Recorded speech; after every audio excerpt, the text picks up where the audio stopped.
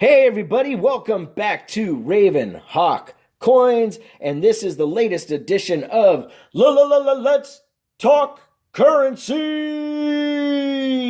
Yes, guys, Let's Talk Currency is the weekly episodic forum where we discuss everything to do with currency, the ins and outs of collecting it, what to look for, so that you know you're getting the best buy when you're shopping and collecting stuff.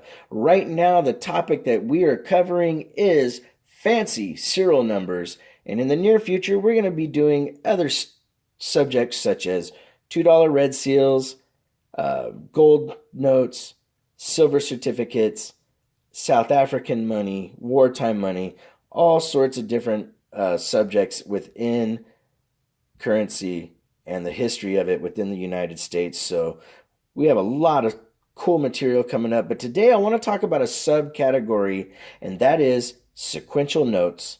When collecting or stacking notes, so to speak, there's a few different factors that you want to consider with currency. Currency is treated just like coin, and it's the rarity and the condition.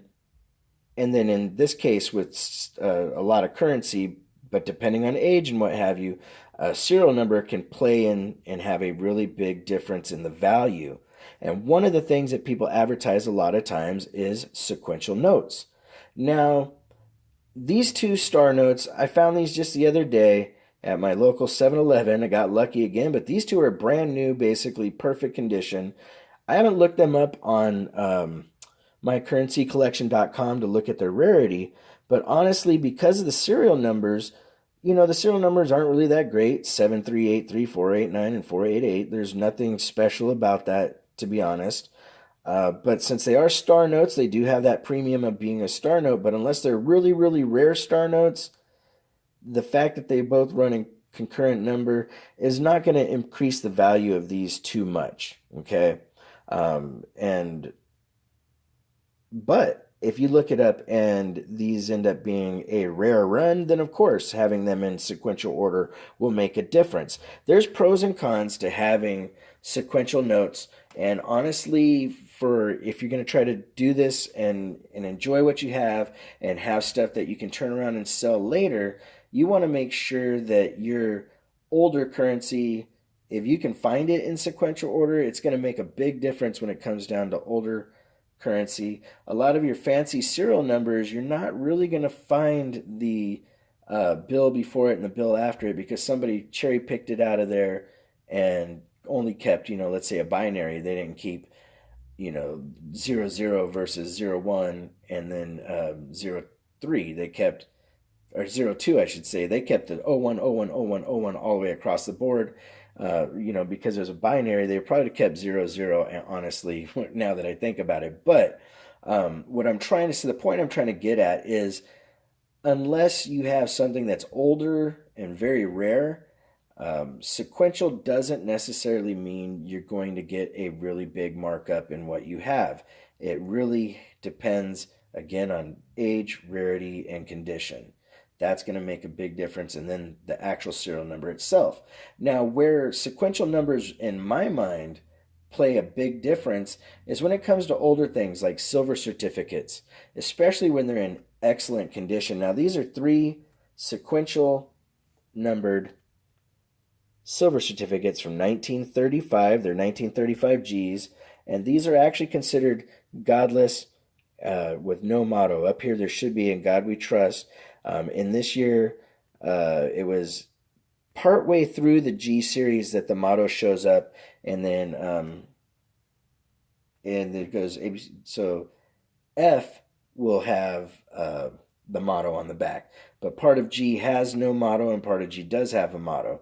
So the fact that these are in sequential order and in great condition, and they're no motto, that makes a big difference. They're also birth year notes. This is 36, 37, and 38. That makes a difference.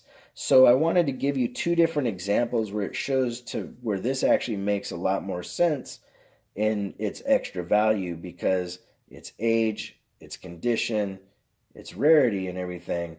When you have it in sequence, plus it being birth years, that is something that I think makes a lot more sense when purchasing them. Or if you're purchasing something like bar notes or old silver certificates, if you can find them in sequential order, yes, they will have a premium simply because they are all worth more money, and then together as a group worth more money as a collectible currency versus modern star notes or just modern currency in general. Because he could be just, $5 bills that run in sequence. Now, if these are just $5 bills run in sequence without stars, I probably wouldn't keep them because I would see sequential notes all the time. It is age, rarity, and value that you really want to look at, guys. And I hope this wasn't too repetitive, but I definitely wanted to get a point across to you.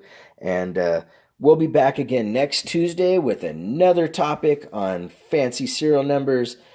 Pretty soon we'll be switching up to different topics within currency collecting. Hope to see you soon. Make sure you guys take care of one another. And oh, wait, I forgot. You need to make sure to support all the channels out there. Be positive, avoid any issues or whatnot.